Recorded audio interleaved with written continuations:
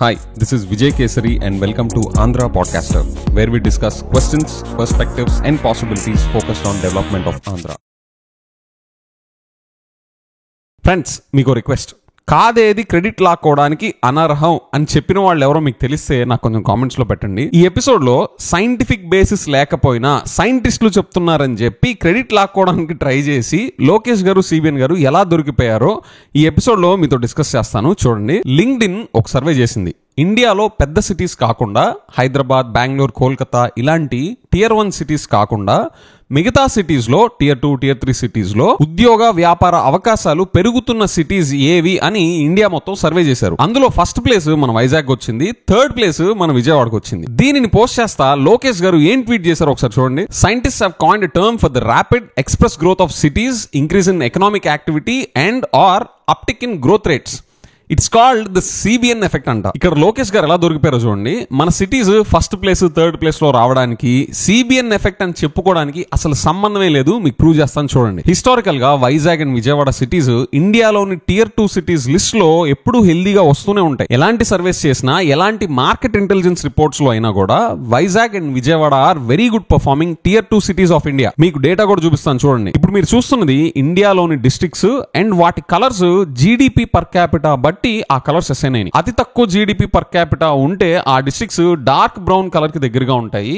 Highest GDP per capita ఉన్న districts blue కి దగ్గరగా ఉంటాయి. మీరు చూస్తే ఇక్కడ 2 పాయింట్స్ మనం ఇంటర్ప్రిట్ చేయొచ్చు. ఒకటి, నార్త్ ఇండియాకి సౌత్ ఇండియాకి ఉన్న డిస్పారిటీ మనం చూడొచ్చు. అండ్ సెకండ్, మన ఆంధ్ర డేటాకి వచ్చేసరికి వైజాగ్, విజయవాడ రీజన్స్ ఎంత హెల్దీగా ఉంటా వస్తున్నాయో ఇక్కడ ఆ కలర్ కోడింగ్ చూస్తే మనకు తెలుస్తుంది. సో ద పాయింట్ ఇస్, మన రీజన్ లో ఉన్న ఈ సిటీస్ హెల్దీగా ఉంటా ఎప్పటి నుంచో వస్తున్నాయి. సిబిఎన్ గారు ఈ 13 months లో ఈ సిటీస్ లో ఏమి చేశారని చెప్పేసి ఆ స్పెక్టాక్యులర్ గ్రోత్, దానికి కారణం సిబిఎన్ ఎఫెక్ట్ అని చెప్పుకోవడానికి. పైగా సిబిఎన్ గారు and his entire team says minimum 2 ఏళ్ళు టైం పడుతుందండి డెవలప్మెంట్ కనిపించడానికి అని వాళ్లే చెప్పుకుంటా ఉంటారు. మళ్ళీ వీళ్ళే ఈ 13 months లో సిబిఎన్ ఎఫెక్ట్ వల్ల ఈ సిటీస్ టాప్ 3 లోకి వచ్చేసాయని చెప్పి టమ్కి వేసుకుంటారు. పోనీ మీరు చెప్పండి లోకేష్ గారు, మీరు మీ గవర్నమెంట్ ఏం చేయడం వల్ల వైజాగ్, విజయవాడ సిటీస్ వాటి జీడిపి గ్రోత్ ఈ 13 months లో అంత స్పెక్టాక్యులర్ గా పెరిగిపోవడానికి ఏం చేశారో చెప్పండి చూద్దాం, విత్ ఆథెంటిక్ డేటా. అవేమీ లేకుండా ఇదేంటి మంచి అయితే ఎవరు చేసినా మాదే, ఏది అమ్మఒడి ప్రోగ్రామ్, అదే తల్లికి వందనం రీనేమ్ చేసిన ప్రోగ్రామ్ లోకేష్ గారి ఐడియా అని చెప్పినట్టు,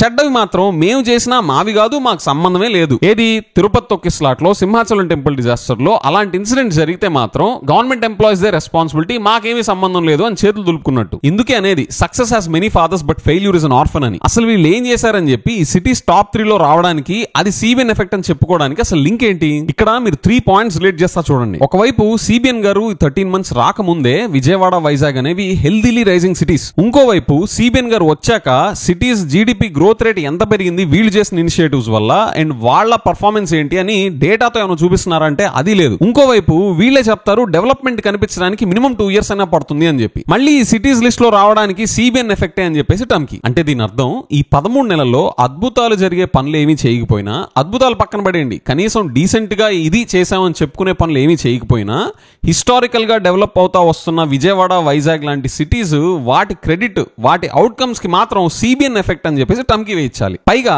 సైంటిఫిక్ బేసిస్ ఏమీ లేకపోయినా సైంటిస్ట్లే చెప్తున్నారు ఇది సిబిఎన్ ఎఫెక్ట్ అని చెప్పి టమ్కి. ఏంటి సార్ ఇది అవసరమా?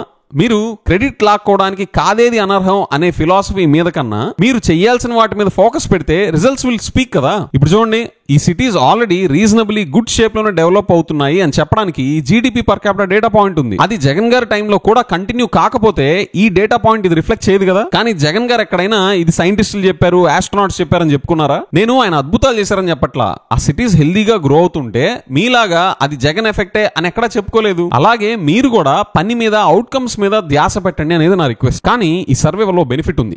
క్రెడిట్ లాక్కోవడం, సిబిఎన్ ఎఫెక్ట్ అని టమ్కి వేచడం అన్ని పక్కన పెడితే ఈ సర్వే వల్ల బెనిఫిట్ ఉంది. ఇండియా మొత్తంలో టియర్ 2, టియర్ 3 సిటీస్ లో మన విజయవాడ, మన వైజాగ్ రావడం అనేది మన సిటీస్ కే మంచి పబ్లిసిటీ. దానివల్ల ప్రొఫెషనల్స్ మన సిటీకి రావడానికి, మన సిటీస్ కి వాళ్ళ ఫ్యామిలీస్ ని షిఫ్ట్ చేసుకోవడానికి ఇలాంటివి ఎంకరేజ్ చేస్తాయి. అండ్ కంపెనీస్ కూడా ఇది ఒక కాన్ఫిడెన్స్ ఇన్స్పైరింగ్ సిగ్నల్. అరే ఇక్కడ మనం ఆపరేట్ చేస్తున్నాం లేదా ఇన్వెస్ట్ చేస్తున్నాము ఆర్ ఇన్వెస్ట్ చేయాలనుకుంటున్నాం ఫ్యూచర్లో.